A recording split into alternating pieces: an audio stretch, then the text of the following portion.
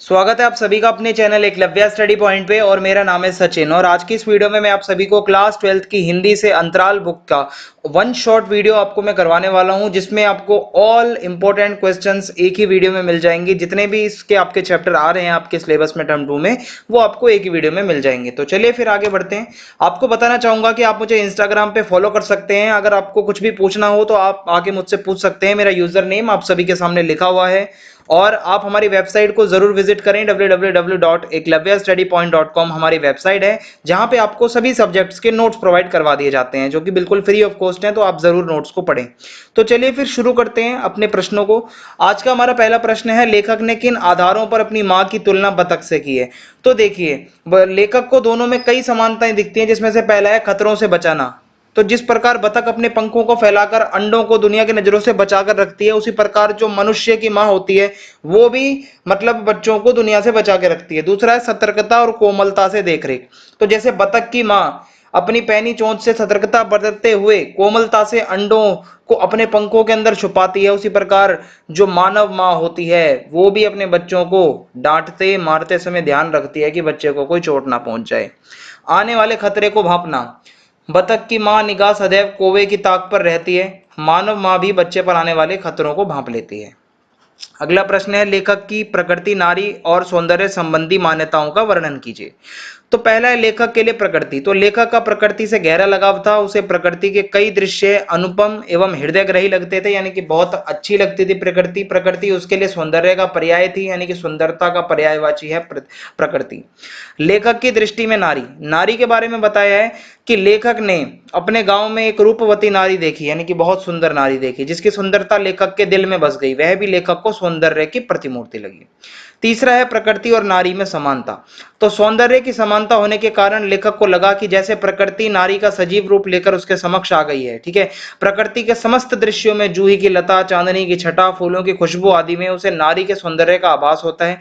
और सौंदर्य के समान धर्म होने के कारण लेखक को प्रकृति एवं नारी एक जैसे ही लगने लगते हैं, दोनों ही सुंदर हैं। फूल केवल गंध ही नहीं देते, दवा भी देते हैं। तो देखिए, इसमें यह है, तो इसका आंसर अगर हम देखें तो फूल सुगंध के साथ साथ दवा का भी काम करते हैं। जैसे नीम के फूल और पत्ते के चेचक जो है मतलब चेचक के रोगी के पास रखे जाते हैं। बेर का फूल सूंघने से बरततैया का डंक चढ़ जाता है। गुड़गल के फूल को देवी का वरदान माना जाता है, इस तरीके से। फिर कोइया किसे कहते हैं, उसकी विशेषता बताइए। तो कोइया एक जल पुष्प है, इसे कुमुद भी कहते हैं, इसे कोकाबेली के नाम से भी जाना जाता है। यह शरद ऋतु में गड्ढों मतलब उसमें पानी में होता है। यह उत्तर भारत में अधिक पाया जाता है। और शरद ऋतु में चांदनी रात में तालाबों में चांदनी का प्रतिबिंब, जब चांदनी का प्रतिबिंब पड़ता है और श्वेत वर्ण का कोइया एक रूप मतलब बहुत ही सुंदर नजर आता है। फिर है बच्चे का माँ का दूध पीना सिर्फ दूध पीना नहीं, माँ से बच्चे के सारे संबंधों का जीवन चरित होता है। कैसे? तो देखिए, जब बच्चा जन्म लेता है तो अपने भोजन के रूप में वो माँ का दूध ही पीता है। काफी समय तक वो माँ का दूध ही उसके लिए पूरे भोजन का काम करता है, और इसी दूध से उसका पोषण होता है, इसी दूध से उसका विकास होता है। नवजात शिशु के लिए माँ का दूध अमृत के समान होता है। बच्चे का माँ का दूध पीना सिर्फ दूध पीना ही नहीं, माँ से बच्चे के सारे संबंधों का जीवन चरित होता है। और इसी दूध का बच्चे के व्यक्तित्व पर, जो बच्चे की पर्सनैलिटी कैसी होगी, बच्चे के संस्कारों पर भी गहरा प्रभाव पड़ता है। बच्चा सुबकुबाता है, ठीक है, सुबकता है, रोता है, माँ को मारता है, माँ भी कभी कभी बच्चे को मारती है। बच्चा माँ से चिपटा रहता है, माँ भी चिपटाए रहती है। बच्चा माँ के पेट का स्पर्श गंध भोगता है, पेट में अपनी मतलब जगह जैसे ढूंढता रहता है। बच्चे के जब दांत निकलते हैं तब वो हर चीज को दांत से काटते हैं, यही टीसना होता है। ठीक है, और चांदनी रात में खटिया पर लेटी माँ बच्चे को दूध पिलाती है, तब बच्चा दूध नहीं चांदनी को भी पीता है, और उसे चांदनी भी माँ जैसी ही स्नेह ममता देती है। इतना सुंदर यहाँ पे वर्णन किया गया है कि माँ के अंग से लिपट लिपट कर बच्चे का दूध पीना जड़ के चेतन होना, यानी कि मानव जन्म लेने की सार्थकता है। ये इसमें पूरा बताया गया है। बिस्नाथ पर क्या अत्याचार हो गया। तो बिस्नाथ अभी दूध पीता बच्चा था कि उसका छोटा भाई आ गया, अतः बिस्नाथ का दूध कट गया। ठीक है, और तब माँ के दूध पर छोटे भाई का कब्जा हो गया, और छोटा भाई हुमक हुमक कर दूध पीता था, और बिस्नाथ को गाय का बेस्वाद दूध पीना पड़ता। अब बिस्नाथ को पड़ोस की केसराइन जो थी मतलब दाई ने पाला था, वे 3 बरस तक जो है मतलब केसराइन दाई के साथ लेटे चांद को देखते रहते थे, अर्थात माँ के स्थान पर उसे केसराइन दाई के संपर्क में रहना पड़ता था, और ये एक प्रकार से उसके ऊपर अत्याचार था। पाठ में दिए गए गर्मी और लू के बचने से मतलब लू से बचने के उपाय बताने हैं आपको। ठीक है, कि पहला है प्याज का उपाय। प्याज की गंध से लू का असर चला जाता है। गर्मी में कमीज से गांठ लगाकर प्याज बांध लीजिए तो लू नहीं लगती। ग्रामीण इलाकों में इस उपाय को काम में लाया जाता है। फिर है कच्चे आम का उपाय। कच्चे आम का पन्ना पीने से भी गर्मी और लू बेअसर हो जाती है। कच्चे आम को आग में भूनकर या उबालकर उसका शरबत बनाया जाता है, उसमें चीनी गुड़ मिलाकर पीते हैं और कभी कभी उससे सर भी धोते हैं और शरीर पर भी लपेटते हैं। सांपों के बारे में बिस्कोहर की माटी पाठ में क्या बताया गया है? तो पाठ में बताया गया है कि घास पास से भरे मेड़ों पर, मैदानों पर, तालाब के भीटों पर नाना प्रकार के यानी कि अलग अलग प्रकार के सांप होते हैं। सांप से डर लगता है। ढोढ़ा और मजगिदवा विषहीन होते हैं। ढोढ़ा को मारा नहीं जाता, उसे वामन जाति का माना जाता है। धामिन भी विषहीन है लेकिन वह लंबी होती है। सबसे खतरनाक गोहुवन होती है जिसे गांव में फेंटारा कहा जाता है और भटिया के दो मुंह होते हैं। ठीक है, आम, पीपल, केवड़े की झाड़ी में रहने वाले सांप बहुत खतरनाक होते हैं। तो ये सांपों के बारे में जानकारी दी गई है। फिर धरती का वातावरण गर्म क्यों हो रहा है? इसके गर्म होने में यूरोप और अमेरिका की भूमिका बताओ। तो पहला है वातावरण के गर्म होने का कारण। तो आज औद्योगिक विकास के चलते हम जो उद्योग जो मतलब लगा रहे हैं, फैक्ट्रियां लगा रहे हैं, इससे जो मतलब धुआं निकलता है, गैसें निकलती है, ये वातावरण का तापमान कई डिग्री बढ़ा रहा है। यूरोप और अमेरिका की भूमिका। तो ये हानिकारक गैसें अगर आप देखेंगे तो सबसे ज्यादा यूरोप और अमेरिका जैसे देशों से निकलती हैं, क्योंकि यहाँ पे सबसे ज्यादा फैक्ट्रियां हैं। ग्रीन हाउस गैस सबसे ज्यादा यहाँ पे है। फिर है वातावरण के गर्म होने से हानियां। इन गैसों द्वारा तापमान बढ़ने के कारण समुद्र का पानी गर्म हो रहा है। धरती के ध्रुवों पर जो बर्फ जमी हुई थी वो पिघल रही है। मौसम चक्र बिगड़ रहा है। पर्यावरण का संतुलन बिगड़ रहा है। फिर इसे रोकने के लिए क्या प्रयास हो सकता है? इन हानियों से बचने के लिए हमें प्रकृति को साथ लेकर चलना चाहिए। उद्योग धंधों में एक ऐसा विकल्प चुनना चाहिए जिससे पर्यावरण को नुकसान ना पहुंचे। बंजर धरती पर औद्योगिकरण करना चाहिए, ना कि जंगलों को काट के फैक्ट्री लगाना।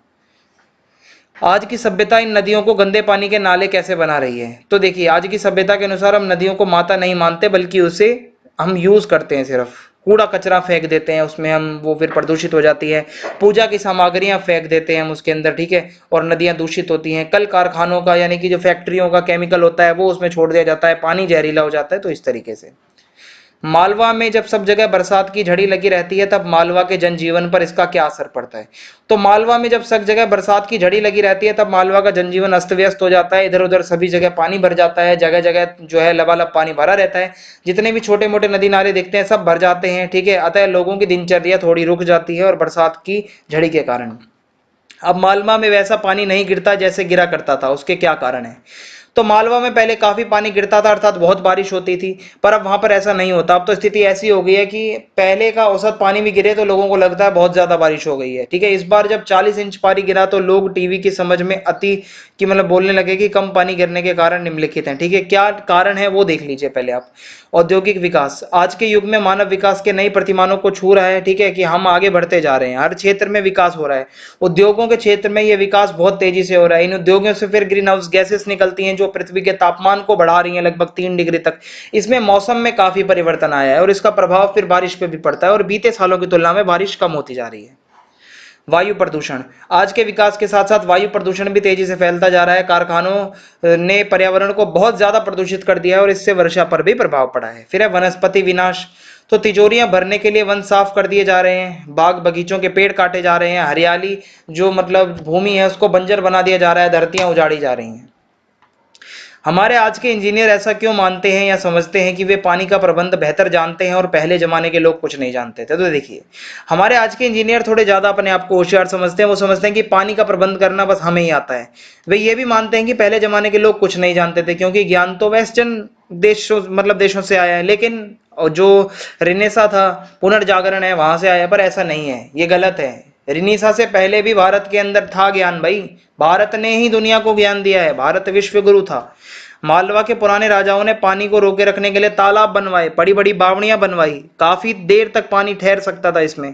इंजीनियरों ने तालाबों को गाद से भर जाने दिया और जमीन के पानी को पाताल से भी निकाल लिया। नदी नाले सूख गए, मालवा सूखा हो गया। ठीक है, इस तरीके से मालवा में विक्रमादित्य और भोज और मुंज रेनेसा के बहुत पहले हो गए थे। ठीक है, यानी कि पुनर्जागरण से पहले ये लोग आ चुके थे। पानी के रखरखाव के लिए इन्होंने क्या किया, अब हमें ये बताना है। तो मालवा में विक्रमादित्य, भोज और मुंज जैसे राजा, यूरोप के अंदर जो पुनर्जागरण हुआ उससे पहले ये राजा लोग आ चुके थे। इन्होंने बहुत अच्छे से काम किया पानी के रखरखाव के लिए। वो बहुत जागरूक थे। उन्होंने समझ लिया था कि पठार पर पानी को रोके रखना होगा। इसके लिए उन्होंने तालाब बनवाए, बड़ी बड़ी बावड़ियां बनवाई, ताकि बरसात के पानी को रोक कर रखा जा सके और धरती के गर्भ के पानी को जीवंत रखा जा सके। फिर अपना मालवा पाठ के लेखक को ऐसा क्यों लगता है कि आज की विकासशील और औद्योगिक सभ्यता उजाड़ की अपसभ्यता है? तो लेखक का मानना बिल्कुल सही है। विकास की अंधी दौड़ ने हमारे जीवन को पूरा तहस नहस करके रख दिया है। और इसका बीज किसने बोया है भाई? यूरोप और अमेरिका ने। वहां तो कोई जीवन का वैल्यू है नहीं, वहां सिर्फ उनको पैसे से मतलब है, वे खाते हैं और प्रकृति को उजाड़ते हैं। हमारी वर्तमान विकास की सभ्यता इन्हीं के नक्शे कदम पर चल रही है, इन्हीं की कॉपी कर रही है, इसलिए सारा पर्यावरण प्रदूषित हो रहा है, नदियां सूख रही हैं। सो इसी के साथ हमारे ये चैप्टर इतने ही थे टर्म 2 में जो आपके आ रहे हैं, मैंने वन शॉट में करवा दिए हैं। चैनल को सब्सक्राइब करना ना भूलें, ज्यादा से ज्यादा वीडियो को शेयर कर दीजिए। जय हिंद, जय भारत, बहुत बहुत धन्यवाद।